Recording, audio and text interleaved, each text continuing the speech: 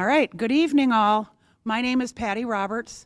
I'm the Deputy Director here for the City of Port St. Lucie Parks and Recreation Department. I am truly honored to be here tonight to share with you our 5th session of Healthy You. Healthy You is a series of conversations on some very sensitive and tough, often tough topics to talk about. But a few general housekeeping items, if I may. At the registration table, there is a voluntary sign-in sheet. I stress the word voluntary. That's all it is. There will be an opportunity for questions and answers after the session, at the conclusion of the presentation, rather. For those in person, that one's easy. Just raise your hand at the end and we'll be happy to get it to you. But for those of you on Zoom, simply choose the Q&A icon, and throughout the presentation, if you will, whenever you have your questions, and we will address those at the end of the presentation. Healthy You is a program that's very near and dear to my heart. The topics that we've been discussing over the past few months and upcoming months are ones that are very real and sensitive in nature.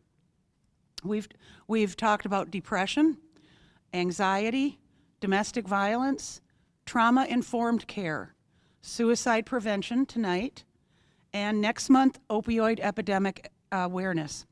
Those are tough conversations to have, but if they're never talked about, the issues remain lurking and diseases remain untreated. I have a very personal interest in exploring many of the topics that we'll be discussing. Just 937 days ago, and yes, I do count in days, my son, Danny Roberts, died from a heroin overdose that was laced with fentanyl. Danny died right here in Port St. Lucie. He was 22 years old, and he had struggled for 8 years with his addiction. We, as his parents, were right there with him throughout his entire struggle. We fought for him, we fought with him, and we fought against him. But the outcome remains the same. Danny is dead from this horrible disease, and I miss him with every breath I take. But looking back on Danny's struggles, as he sought treatment at more than 14 rehabs and recoveries along the way, because I did say he was a fighter, he was diagnosed with depression, anxiety, and bipolar disorder. Sadly, on July 5th, 2017, just about a year and 1 month later, he would be dead. But on July 5th of 2017, Danny attempted suicide, death by suicide. My husband, Danny's father, found Danny collapsed at home after my husband returned home from work that day. Danny had attempted death by suicide by overdosing on heroin. As my husband and I sat vigil with Dan at St. Lucie Medical Center, where the paramedics had transported him, and while the medical personnel pumped Danny with more and more Narcan to revive him, my family was overwrought with how did it come to this? We knew he was struggling with his addiction, but did we really know that he would attempt to end it all? I couldn't say then. After tonight, I have more answers. I will say that. However, the next morning, when families were allowed to visit their loved ones at the hospital, my husband and I joined Danny in a room of suffering souls. And I can't tell you how much devastation there, I remember it like it was yesterday, how much devastation was in that room. The very first thing he said to me as we sat in a huddle of 3 was, and I quote, "Mom, I did not want to die."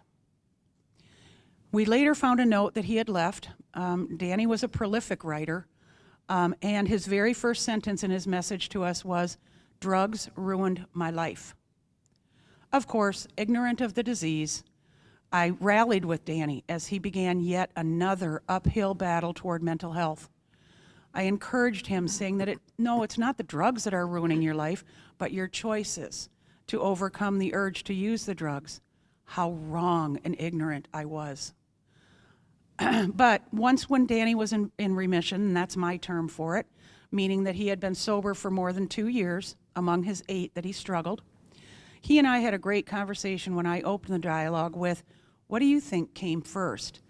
The mental health issues or your addiction? And he thought long and hard before he shared his response. But he felt strongly that the mental health issue for him, which was anxiety, that's what he first presented with, came first, and then he began to self-medicate. As his mother, I didn't see it. Danny was very active in sports up until his freshman year in high school, but I didn't see the anxiety and depression that he suffered. And for that, I harbor deep regrets. So you see, that's why I'm here, to learn more about mental health issues so that I can help others who may be in need as well. Do I believe Danny suffered trauma in his 2 short years? Absolutely, I do. Do I think that trauma impacted his sobriety and gave him a propensity to self-medicate with drugs? Absolutely, I do.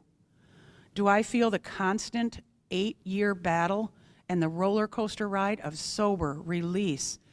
relapse, detox, recovery, and then do it all again, pushed him to attempt to die from suicide? Absolutely, I am convinced of it. As a voracious reader, I know too well of the countless number of families that are impacted, and some devastatingly so, due to trauma they or their loved ones has experienced.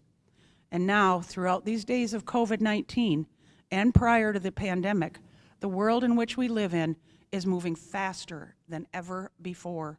Technology has exploded, and our means of connectivity is vastly different from how our parents before us connected and interacted with society.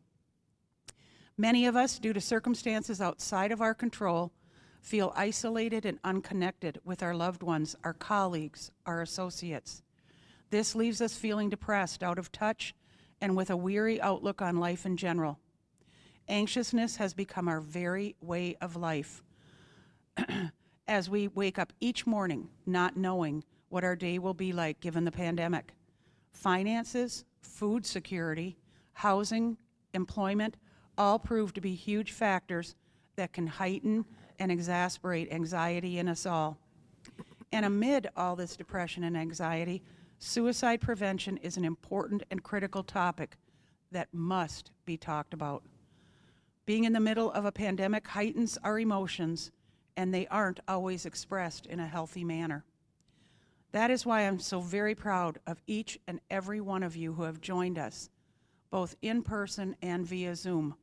You are all brave souls to come out tonight and to hear this presentation on this very important topic of suicide prevention.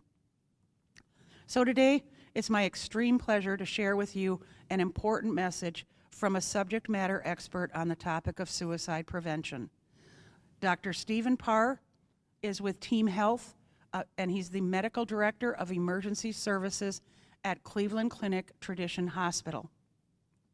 I do want to share a few facts about Dr. Parr with you so you can truly see the subject matter expert that he is. Dr. Parr went to medical school at the University of Health Sciences College of Osteopathic Medicine and is certified by the American Board of Emergency Medicine.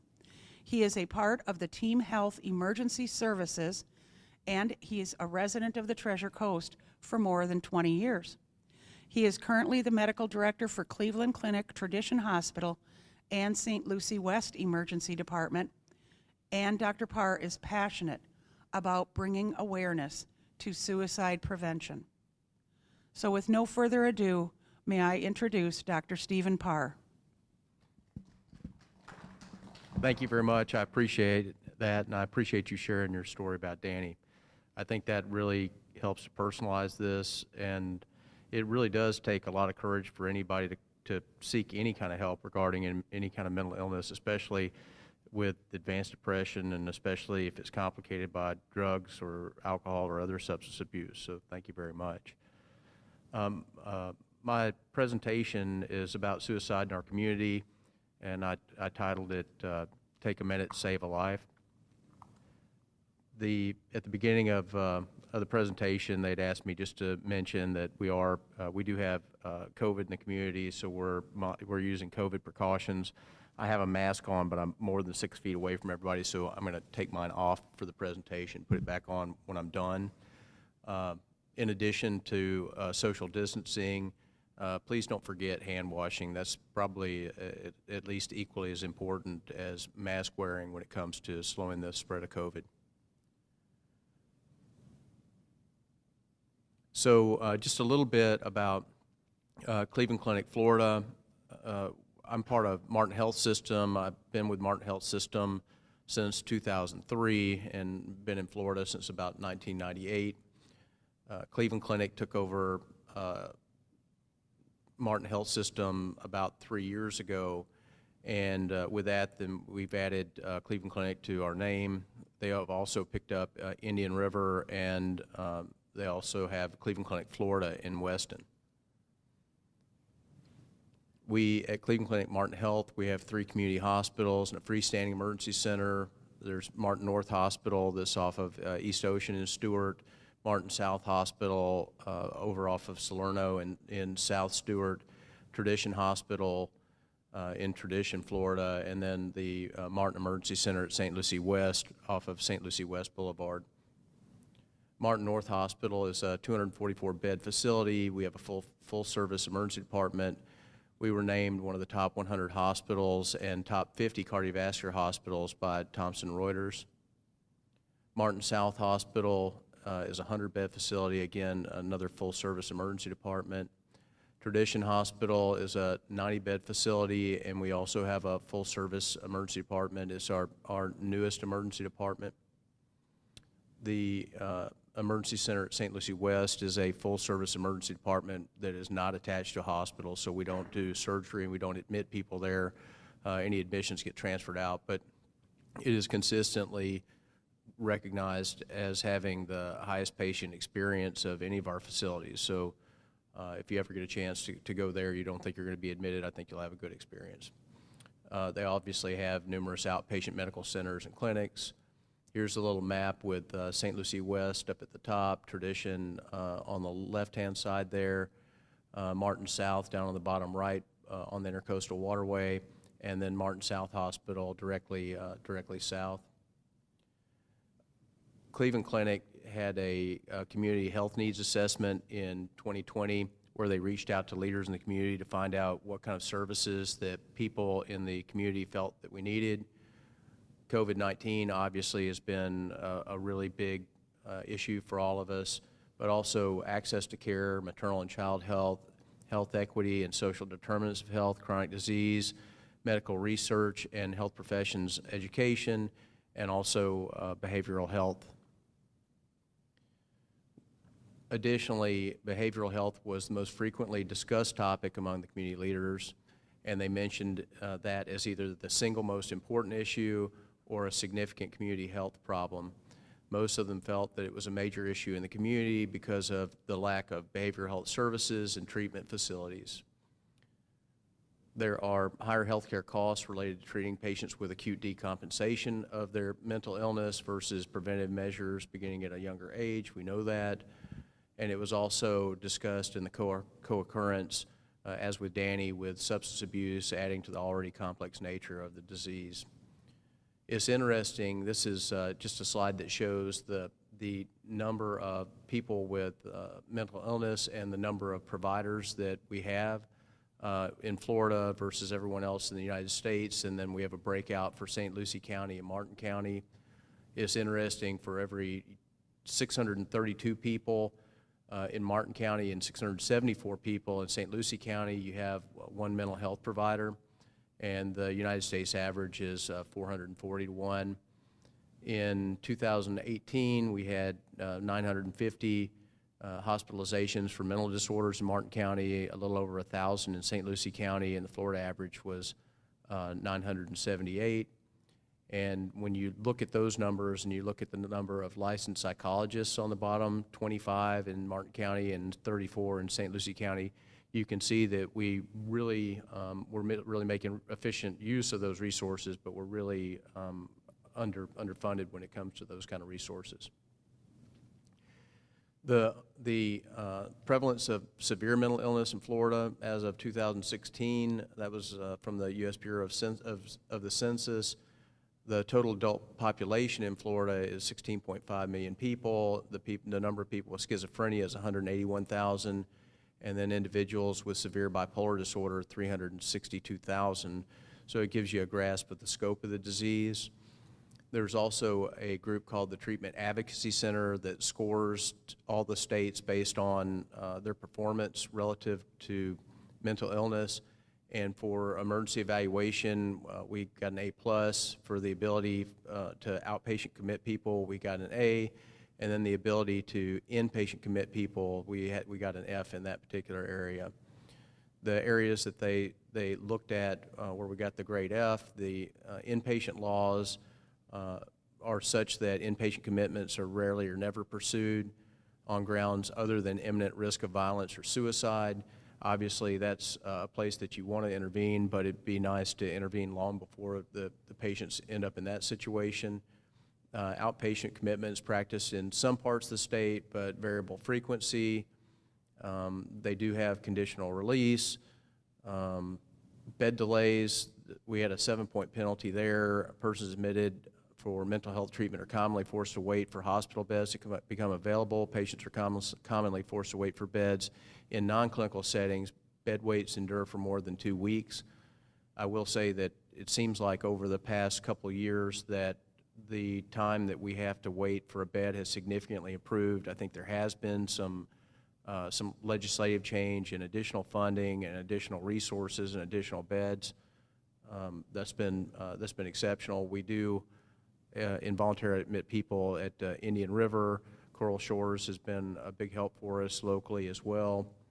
And then medication over objection, that has to do with a patient that is psychologically decompensated, needs medication to help them. And until you have the ability to involuntarily give them those medications, then those people are not getting better with regards to the medication. So the delay in administration of those medications is typically less than a week. When you look at Florida as compared to the rest of the nation, we have on this slide 529,810 people with serious mental illness, and then those people have a 4.9 to 1 risk of being incarcerated over someone who doesn't have a serious mental illness, and then we only have 26% of the beds necessary to meet the needs of this population with severe mental illness. Facing the facts, suicide is the 10th leading cause of death in the United States. Each year, over 44,000 Americans die by suicide, and for every one of those 44,000 suicides, 25 people attempt suicide, and the cost is over $51 billion a year to the United States. On average, there are 121 suicides per day.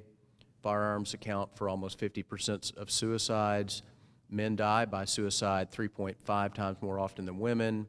White males accounted for 7 out of 10 suicides in 2015, and the rate of suicide is the highest in middle-aged white men. Approximately 44,000 people die by suicide each year. About every 17 minutes, someone intentionally ends his or her life. And we made some traction from 1992 to 1999, but over the next 10 years after that, we've had a continuing increase in our suicide rate. In 2009, the number of deaths from suicide surpassed the number of deaths from motor vehicle accidents in the United States. And in the United States, most of our suicide prevention efforts have been focused mostly on youth and older adults, but there have been substantial increase in suicides amongst the middle-aged adults in the United States. The suicide rate among people in that middle-aged group increased 28.4% in that 1999 to 2010 year range, and the greatest increases were observed among American Indian, Alaska Natives, and whites, with 65% increase in that first group and over 40% increase in the second group. By mechanism of suicide, the greatest increases were in suffocation, poisoning, and firearms. and they thought that some of the possible contributing factors, especially with the economic downturn and the housing crisis of 2008, that was an effect, cohort effect. So people around you, you're seeing more suicide. The prescription drug abuse issues that we had, and the ease of prescription opiates that could be used for abuse or for suicide. Suicide is considered to be the second leading cause of death amongst college students. It's the third leading cause of death for youths. It's the fourth leading cause of death for adults between the ages of 18 and 65. So out of all the things that scare me about killing me, suicide I wouldn't think would be one of those, but it is the fourth leading cause of death in my age group, being 51. The suicide rate is highest in white men over 85, and that's about 5 per 10,000. The suicide rate was about 11 out of 100,000 in 2003, and that exceeds the rate of people that are being murdered, as that rate was 6.1 to 100,000. I think that gives a lot of precedent to the scope of how common suicide is. From 1979 to 2003, there were about 750,000 people that died from suicide, whereas over 500,000 people died from AIDS and HIV-related diseases, but I don't think you've seen suicide in the media nearly as much as you have for HIV. Death by suicide and psychiatric diagnosis, there's something called a psychological autopsy. Obviously, an autopsy is what you can do to look at somebody's body after they die to figure out what caused them to die. A psychological autopsy is where psychologists come in and they discuss the conditions around the suicide with friends and family members to find out exactly what happened. And when out of those studies, over about the past 50 years, they report the same outcome. About 90% of the people who die by suicide are suffering from one or more psychiatric disorders, major depressive disorder, bipolar disorder within the depressive phase, alcohol or substance abuse, which is a primary diagnosis in a lot of the youth suicides like Danny, schizophrenia, and then personality disorders such as borderline personality disorder. They found that looking at veterans, they looked at 4,800 veterans, and they had psychiatrists talk to them and try and figure out which ones of them were likely to commit suicide and which one of them weren't. And they essentially found no correlation. If they thought that the person might commit suicide, those people often didn't, and if they thought that they wouldn't commit suicide, a lot of those people did commit suicide. And suicide affects individuals of all races, creeds, incomes, and educational levels. So there's really no typical suicide victim, making it more difficult to identify those people. In one psychological autopsy study, only 18% of people who committed suicide told professionals that they intended to commit suicide. So I think that means that we have to have significantly greater recognition out in the community and amongst their friends and family members so that we can identify those people and get them the help that they need. In a study of people who committed suicide in hospitals, 77% of those people had denied that they had any suicidal intent on their last communication, and 28% of those had a no suicide contract, which is where one of the providers will discuss suicide with a patient and have them agree that they are not going to commit suicide, and we generally have them sign a contract that says that I'm not going to commit suicide. So even that's not a guarantee that they are not going to commit suicide, as 28% had that and still committed suicide in the hospital. I thought this was pretty interesting. 20% of us will have a suicide within our immediate family during our lifetime, and 60% of us will personally know someone who dies by suicide. And prevention may be just a matter of having a caring person with the right knowledge being available in the right place at the right time, and that goes back to take a minute and save a life. Suicide is kind of the perfect storm. From a more professional side of it, they have thwarted belongingness, they have the capability to commit suicide, they have a perception that they are burdensome, and they have the desire to commit suicide. Said a different way, the patient feels like they're alone, they're not afraid to die, they're a burden to everyone around them, and they would like to commit suicide. This is kind of interesting, just a few suicide myths versus facts. People who talk about suicide don't complete suicide is the myth, but in reality, many people who die by suicide have given definite warnings to family and friends of their intentions, so always take any comment about suicide seriously. Suicide happens by warning, that's a myth. Most suicidal people give many clues and warning signs regarding their suicidal intention. Suicidal people are fully intent on dying. Most suicidal people are undecided about living or dying, and that's a term that's called suicidal ambivalence. And I was speaking to Patty about Danny earlier, and that's what he had. He didn't really want to die, but he was in a situation that he felt that he was trapped in, and he didn't care if he lived or died, if he lived or died. Males are more likely to be suicidal.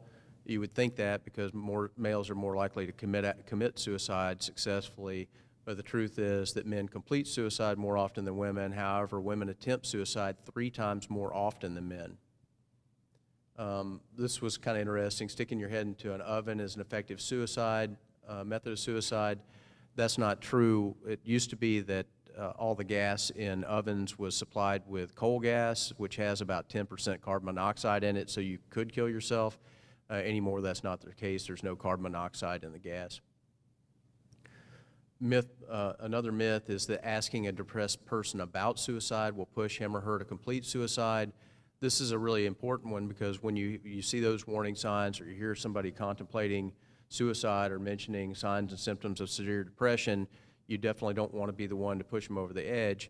But if you ask a person with depression about their suicide risk, talking to them about it does not increase the risk of them taking their own life. Improvement following a suicide attempt or crisis means that the risk is over.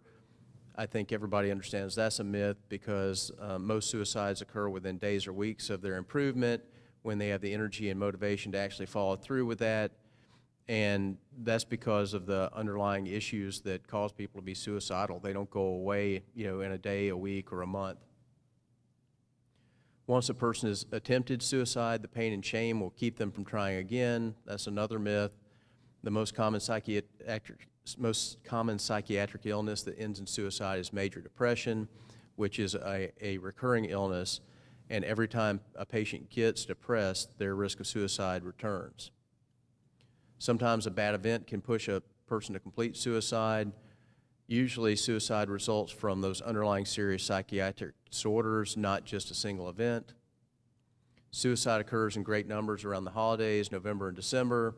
It makes sense, but in reality, the highest rates of suicide are in April, while the lowest rates are in December. And I've heard a lot of people say that that has to do with friends and family members being around people during the holidays and they have additional comfort, whereas in April, that's not the case. So what are the risk factors for suicide? Psychiatric disorders that we've discussed, previous suicide attempts, symptom risk factors, sociodemographic risk factors, and environmental risk factors. The most common psychiatric risk factor is depression, major depression, bipolar depression, complicated by alcohol abuse and dependence, drug abuse and dependence, and schizophrenia.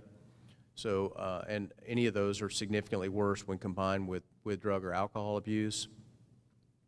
Other psychiatric risk factors with the potential to result in suicide are PTSD, post-traumatic stress disorder, and eating disorders such as anorexia and bulimia. This Venn diagram, I think, is pretty interesting. At first glance, it seems kind of complicated, but the more I look at it, I think a picture's worth 1,000 words. So after a suicide attempt that's seen in the emergency department, about 1% per year take their own life, and approximately 10% of those people will successfully commit suicide within the next 10 years. Many of those people have underlying affective disorders, psychiatric affective disorders, and in fact, 15% of people with affective disorders subsequently commit suicide. And then over on the right, you have the 10% of people who commit suicide within 10 years after a previous suicide attempt. And then underneath that, 45 to 70% of suicides do have affective disorder, which is a huge proportion of that group of people who are committing suicide. And then 19 to 42% of all suicides have a prior suicide attempt. Symptom risk factors during a depressive episode, if you see the patient getting desperate, hopeless, having feelings of anxiety or panic attacks, or if you see aggressive or impulsive personality traits.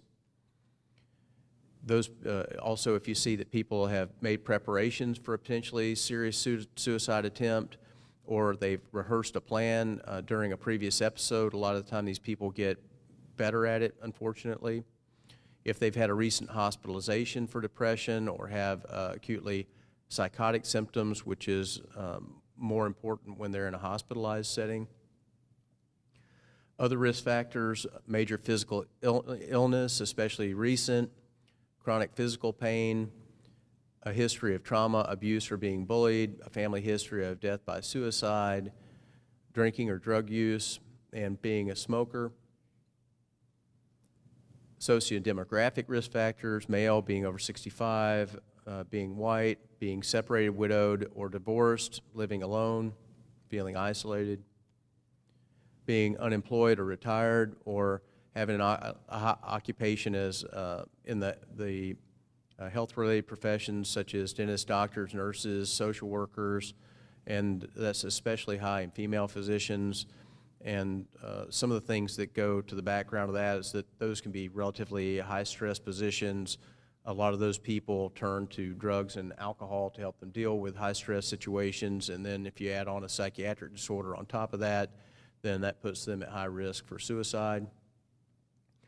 Environmental risk factors, easy access to lethal means to kill yourself, such as a gun or a carbon monoxide source or prescription drugs that could potentially kill you.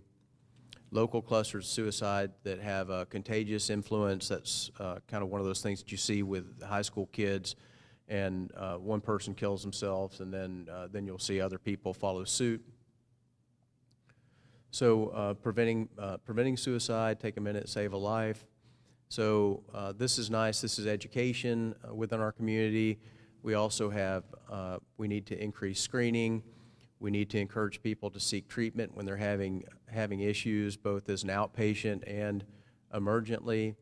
Means restriction, making sure that, such as guns, they're locked up so that you can't have a high school or a college youth or even a middle-aged adult become impulsive and be able to easily take their life. And then in asking the media to look at guidelines that have been shown to decrease the incidence of suicide. Obviously, increasing awareness, as we discussed, and increasing awareness within all those different professions, and then using all the educational tools that are available out on the internet. I guess the primary risk factor for suicide is psychiatric illness. So one of the good things about it is that depression is treatable if people seek help and are recognized and offered help. So we need to destigmatize the illness. We need to destigmatize the treatment. We need to encourage help-seeking behaviors and continuation of treatment after treatment started. We also need to improve end-of-life care. So with that, I'll go just a little bit off script. This is, I think, the fourth time I've given this presentation. Obviously, it's been changed over the past about 6 years, and I hadn't had anybody commit suicide in my family, which was nice. I was hoping to be one of the 80%, but after my presentation in 2018, my father got diagnosed with Lou Gehrig's disease, ALS, and it was really tough for him, really, facing the wind, stand-up guy, to deal with that illness and just watch him kind of wither physically into a wheelchair, and had trouble with bowel and bladder control. He had chronic pain, and he got to the point where he really didn't want to live anymore. We understood that. We reached out for help, but there was no changing his situation. He lived in Tennessee, where there are no death with dignity laws such as there are in other states, and we looked at trying to get him help in another state to allow him to die with dignity. In the end, he ended up overdosing on morphine that he had to control his pain, and when that didn't take his life, he got a handgun and shot himself. So, now I'm one of the 20%. So it affects everybody, and I just think, I don't think for that particular subset of people that you can really change what's going on with psychotherapy and medications. But I do think that we really need to increase the death with dignity laws in all the states, especially in Florida. And if you guys hear anybody talking about that in the future, I'd appreciate you supporting that.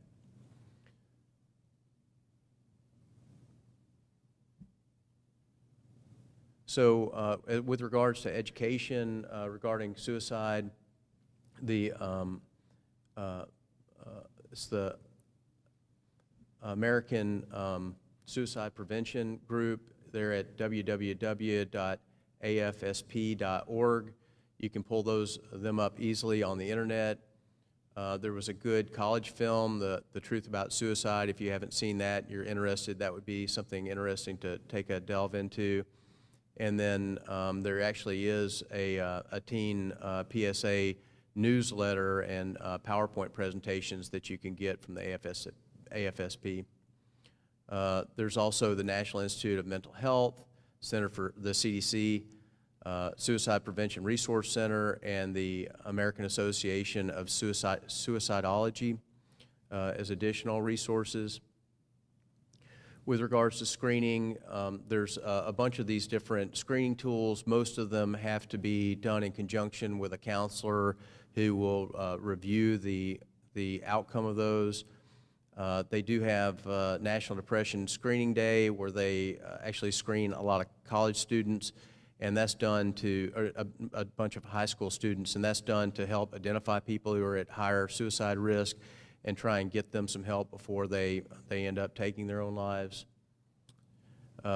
If they end up emergently decompensated and come to the emergency department, we can involuntarily commit people. There's something called a Baker Act, which means that you have underlying psychiatric illness that causes you to be a threat to yourself or others, either directly or through neglect.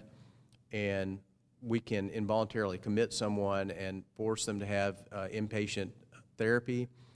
It's been a really big step for us at the Cleveland Clinic Martin Health Center emergency departments that we have.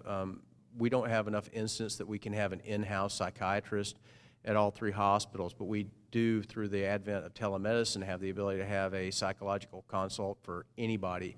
And we screen, almost all of our Baker Acts are screened to make sure, one, that we're not inappropriately taking somebody's rights away, but also, two, to make sure that if we have somebody who's acutely decompensated, that we can get good treatment recommendations to be able to start treatment on them while we're waiting for that inpatient bed.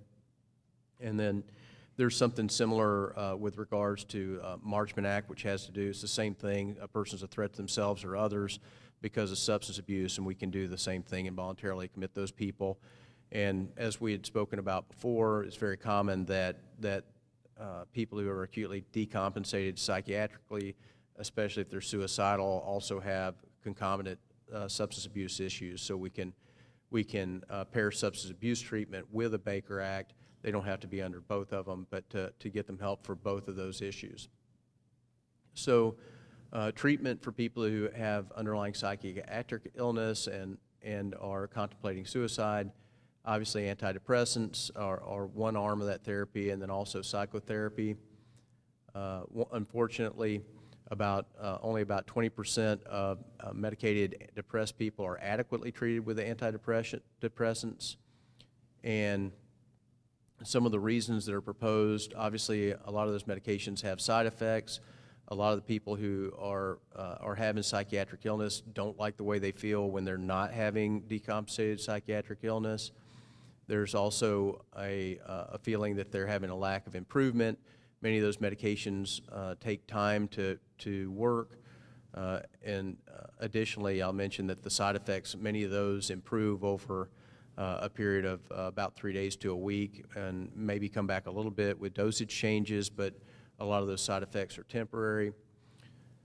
Also, high anxiety is not treated in addition to the depression, especially with people with bipolar disorder. Some of the patients have a fear of drug dependency, and then the concomitant substance abuse is an issue. Additionally, psychotherapy is the other arm that needs to be combined with the medications. It's not something that you can just take a pill for and fix most of the time. Dosages need to be followed and adjusted. Sometimes additional medications are needed, such as lithium.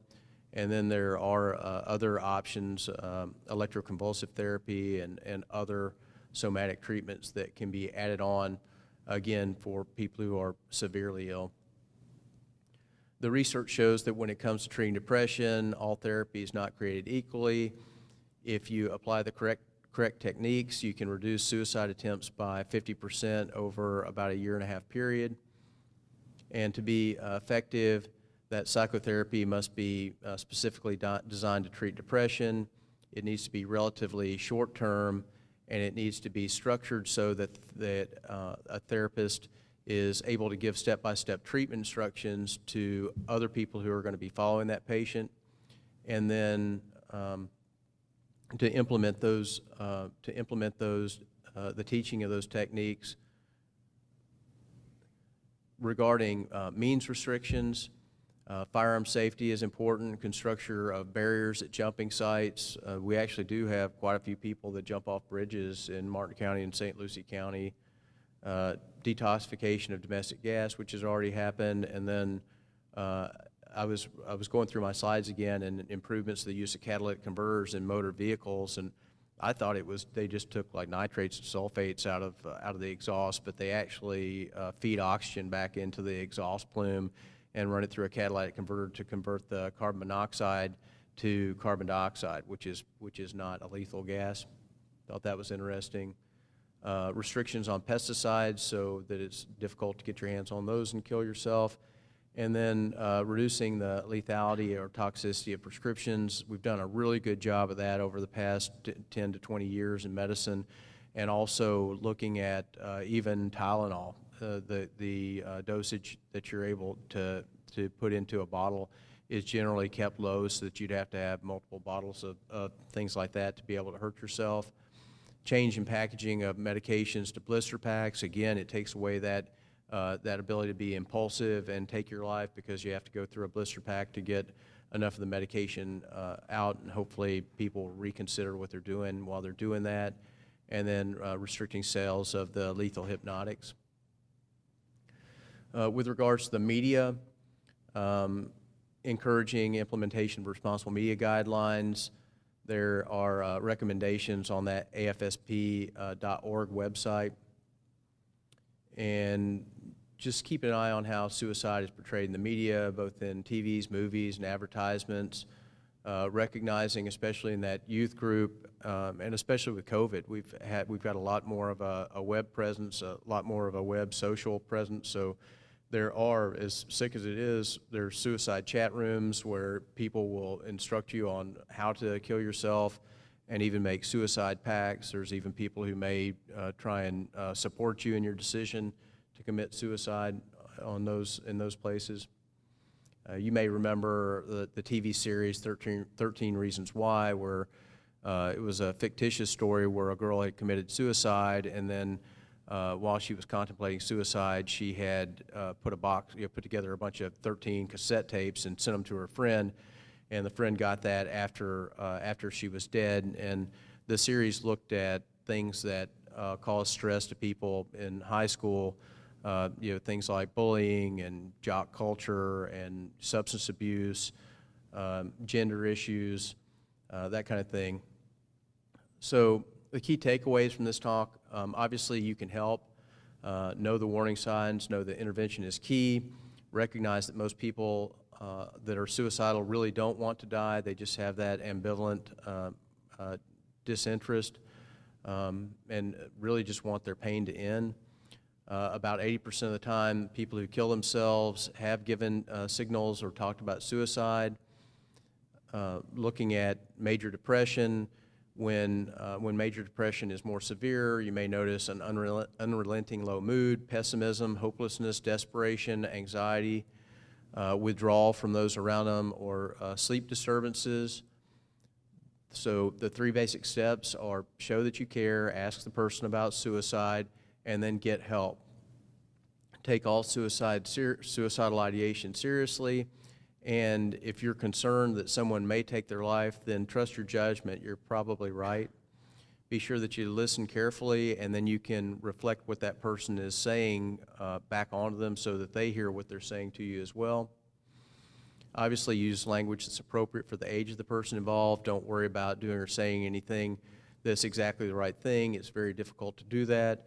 Your genuine interest is what's really most important. They need to see that there's someone who cares about them. So some of the things that you might say: I'm concerned about you, about how you feel. Tell me about your pain, because that's what's driving them to want to commit suicide. Let them know that they mean a lot to you and that you want to help them. Be genuine.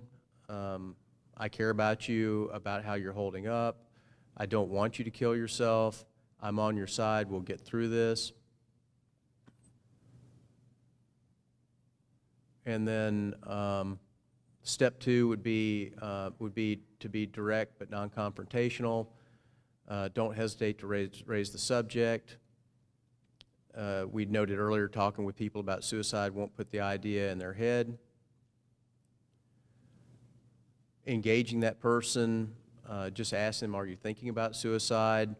Specifically, what thoughts or plans do you have? Because if they have a specific plan, remember that they are significantly more likely to be able to successfully commit suicide. And that also allows you to have some environmental intervention, whether it's medication or firearms or anything else that they're talking about using to harm themselves. And then how long have you been thinking about suicide? You're not going to be able to solve all that person's problems. Again, we were looking at 18 months to cut suicide risk by 50% in that study that we discussed earlier, but it's important that you engage them. And you can ask them if they already have treatment. Do they have a therapist or doctor? Are you actively seeing him or her? Or have you fallen off the treatment plan? Are you taking your medications?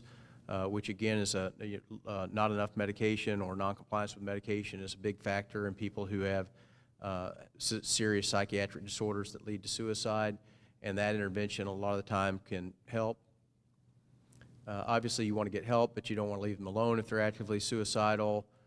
You can use referral resources, you can reassure the person, you can encourage them to participate in the helping process, and you can outline a safety plan with them. There is the National Suicide Prevention Lifeline. They also have an online presence at suicidepreventionlifeline.org. And then in acute crisis, you can always call 911, and we'll be happy to take care of them. You want to reassure the person that help's available and that you're going to help them get help. Together, I know that we can figure something out. Let's talk to somebody who can help. You want to try and involve all the people around them, their favorite teacher, parents, family members, school counselor, school nurse, religious leader, their family doctor. And you want to make arrangements for the helpers to come to you, or you're going to take that person directly to the source of help. Again, don't leave them alone. And then once the process has been started, you want to make sure that they're following through with their appointments and medications, because that's key to success with a treatment plan. And then these are some websites that I use to put this slide presentation. I'd like to thank them for their help. Thank you very much.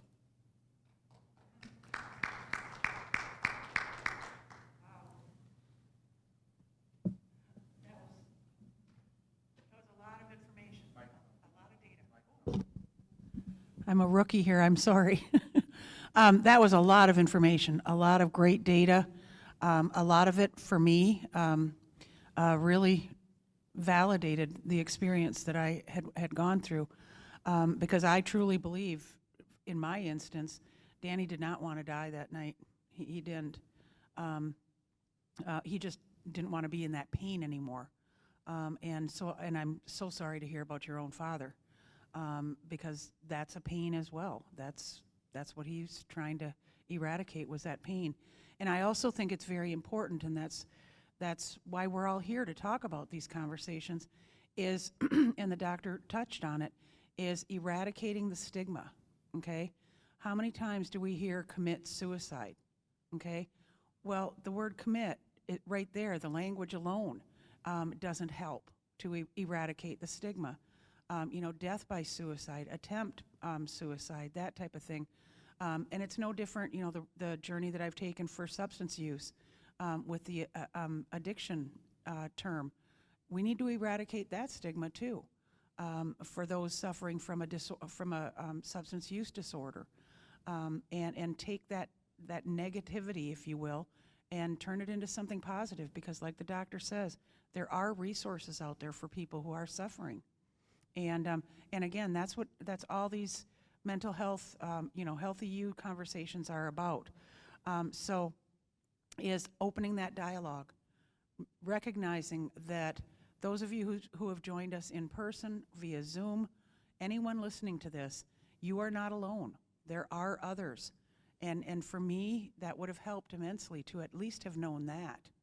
And so that's why we've opened that up. But now some of you might be wondering, why is Parks and Rec involved in presenting Healthy You? We know traditional Parks and Rec agencies provide parks and programs for residents to enjoy their leisure opportunities. But why Parks and Rec and mental health?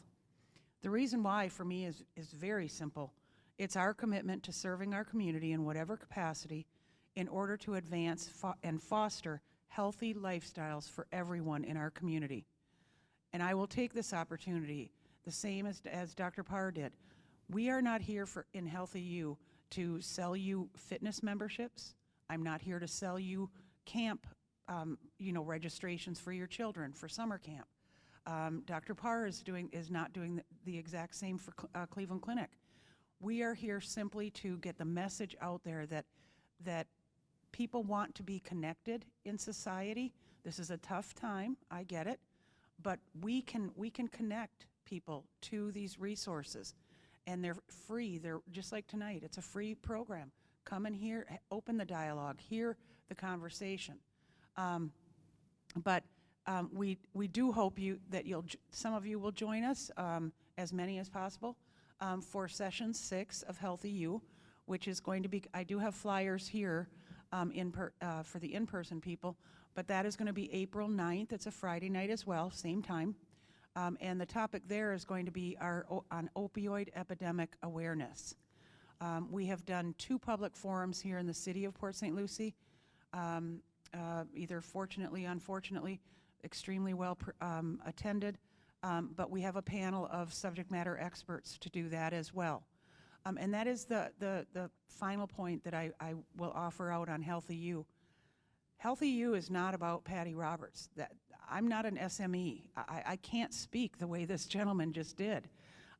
That's why this program relies upon partnerships with people like Dr. Parr to come out and share his message. I can't do that. I can't speak about domestic violence. So we had a subject matter expert come out. And so that's the future of Healthy You programming, is it depends, and right now, this community is exploding with mental health experts who want to help. It is amazing to me. All I have to do is reach out and say, can you talk on bullying? And I've got 3 people responding via email, qualified SMEs. So those are some of the future topics. We've got bullying, we've got gender violence coming up, eating disorders. You talked about that as far as a suicide kind of a provocation, if you will. But some of the new topics that we're going to be talking about are very tough conversations to have, but are very well needed. So to wrap up this, before we turn it over to questions and answers, but maybe we should do that now. Does anybody have a question for Dr. Parr?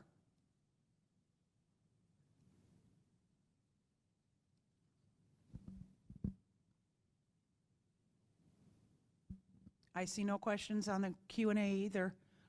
So I think that's how comprehensive your presentation was. You gave a lot of information out, and so much of it was great. That one of the things I know that you said about the patients not wanting, or those who do attempt death by suicide, not wanting to, they just want to get rid of the pain. It just rang so true in the experiences that I've had.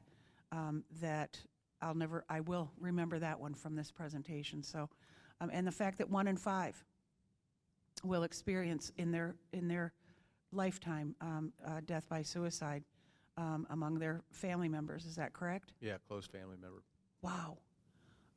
That's impactful. So if there are no questions, I would like to turn it over. I would like to invite our recreation manager who oversees our fitness centers. Again, we are not here to sell any fitness membership. However, a healthy lifestyle does reinforce positive mental health stances.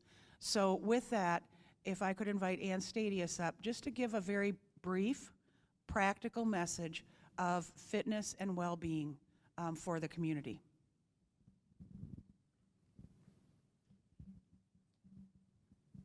Thank you, Patty. So, pardon me, it's a little daunting to come up after all this from all the, the information that he passed out and told and talked to us about. But, I will say that we have had many people over the years that come into the fitness centers and, exercise is the least used medication for depression I think there is out there. I may not be using the proper terms because I'm not the medical expert on this.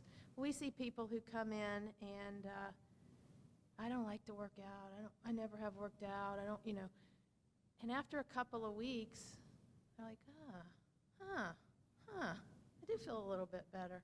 It's not the answer to everything. There's going to be, there's going to be some other things that are going to need to be done as well.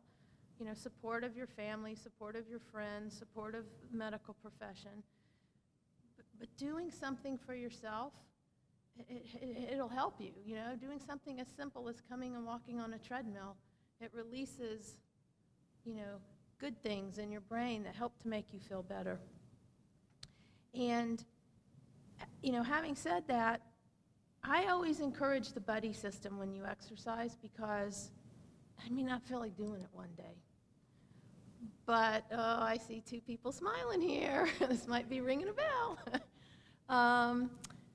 But your friend who's going to go with you, you don't want to let that friend down. And then that's vice versa. And that's kind of a good way, if you're close to someone who, and I'm by no means assuming that you two are. No, but I mean, I'm not assuming that you need to support her or vice versa as far as this topic goes. But that is a good way to support somebody that maybe is struggling, maybe is not knowing what the right answer is. We as a city, we have 2 facilities. We have such a wide array of people that come in there. We have people we have medical professionals that come in there. We have people from, doctors and lawyers and bankers and, daycare workers and people that work at City Hall. I mean, it runs the gamut, and people see that helps to make them, be able to cope with things better. So, we are proud and happy that we can offer a clean, safe facility for people to come in and sort of tend to their, not just their physical health, but their mental health, because exercise does that. Good nutrition does that. And, we have gotten to a point where we have all certified professionals that work in there. It's not the days of, I'm going to give Bobby a job and he's going to go in there and tell you to lift 700 pounds 50 times and you'll be good, because it's really not what it's about. So like Patty said, we're not selling a membership. If all you do is go take a walk around the block, you've done something for yourself. If you get hold of your friend and say, meet me at the corner and we're gonna do a couple of laps around, that's an opportunity to talk.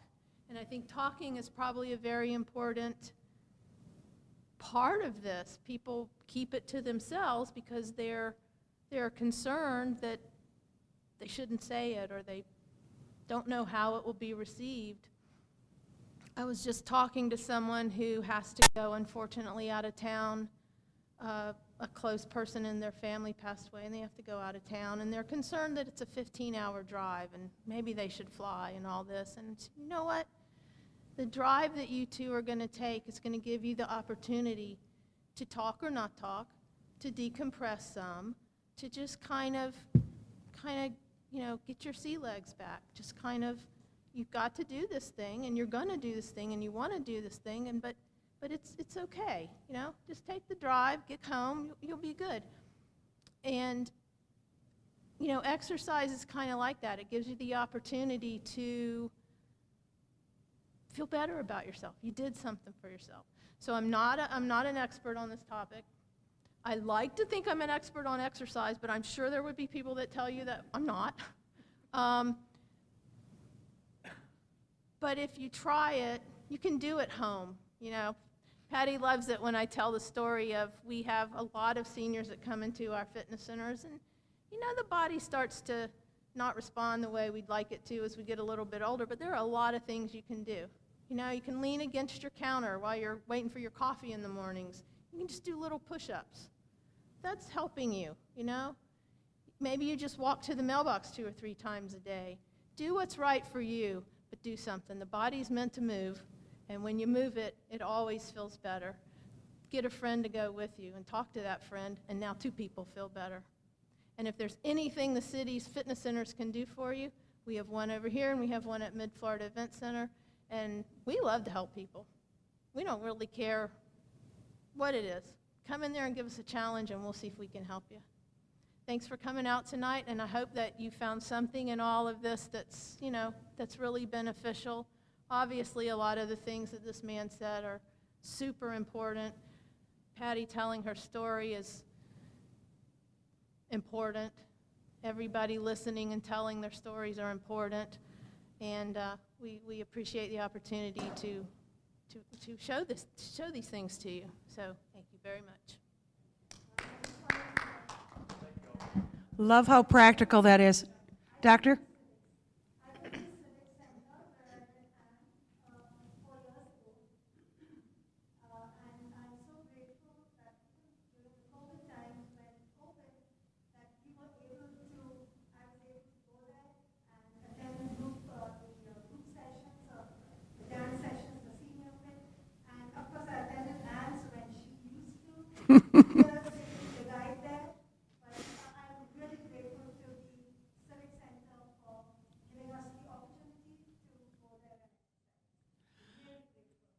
Thank you so much, ma'am.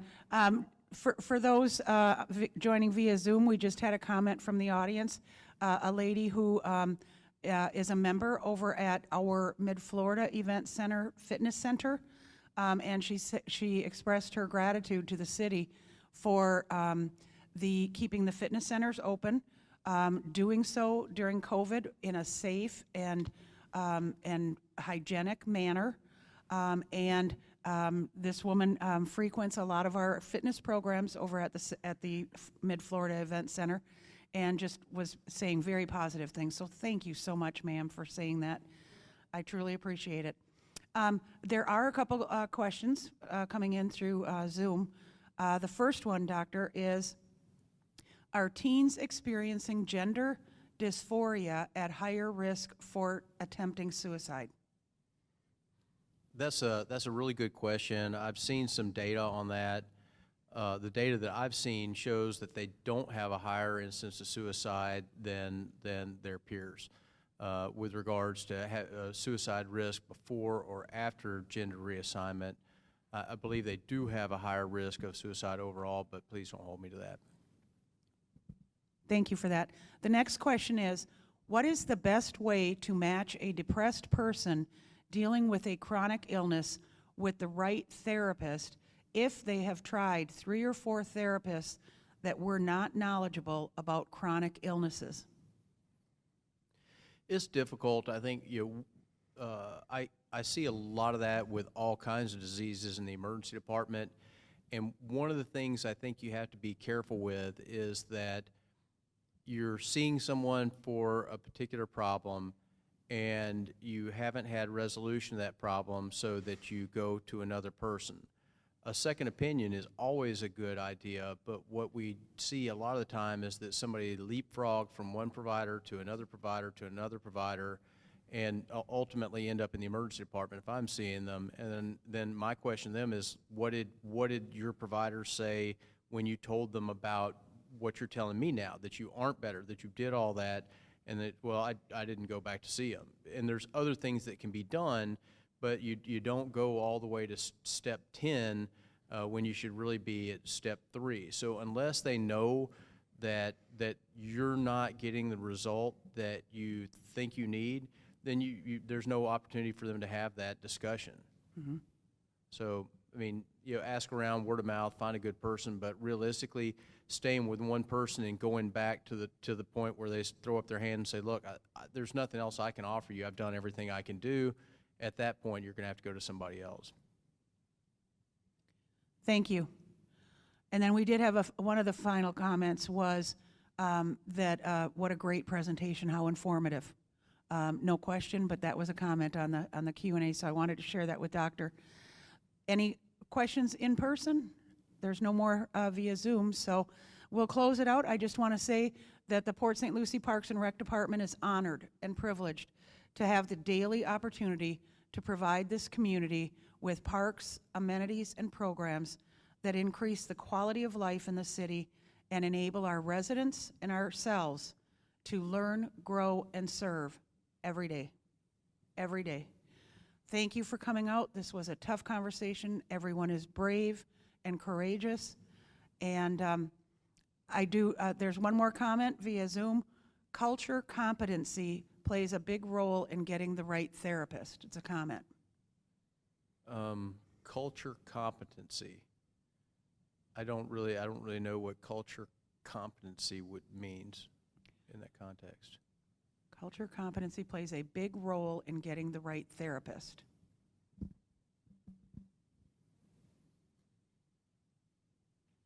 It sounds like it's more of a comment, more of a statement than a question, maybe. It is. Yeah. Okay. Okay. All right. Yes. Yeah, okay. Nothing to add. Thank you. Awesome.